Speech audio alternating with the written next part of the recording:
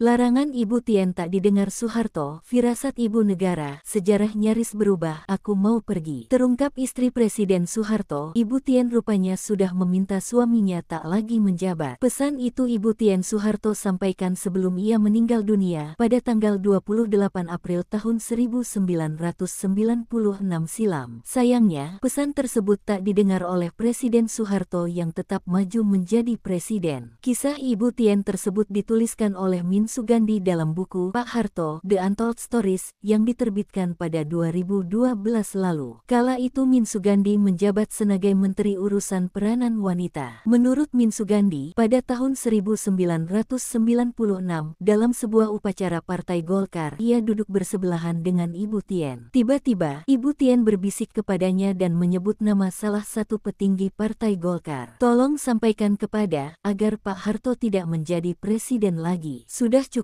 cukup, beliau sudah tua, kata Ibu Tien. Min Sugandi merasa bingung mendengar permintaan Ibu Tien. Ia pun bertanya balik, loh, kalau begitu siapa yang layak untuk menggantikan beliau? Biarkan itu diserahkan dan ditentukan oleh pemilu saja. Aku sudah tidak mau lagi. Aku mau pergi, aku lungo, pokoknya aku lungo, jawab Ibu Tien. Min Sugandi kemudian menyampaikan pesan Ibu Tien kepada petinggi Partai Golkar yang dimaksud. Namun, ternyata pesan tersebut tidak diindahkan. Petinggi Partai Golkar itu tetap mengusung Soeharto sebagai calon presiden untuk periode ke-6. 2 tahun setelah wafatnya Ibu Tien, tepatnya pada tanggal 28 Maret tahun 1998, Soeharto dilantik menjadi presiden lagi. Namun, belum genap 3 bulan menjabat, ia harus menghadapi gelombang reformasi yang mengguncang Indonesia. Akhirnya, pada tanggal 21 Mei tahun 1998, Soeharto mengundurkan diri dari jabatannya sebagai presiden. Indonesia memasuki era reformasi yang penuh dengan krisis ekonomi, politik, sosial, dan keamanan. Jika saja pesan terakhir Ibu Tien didengarkan dan dijalankan, mungkin sejarah Indonesia akan berubah.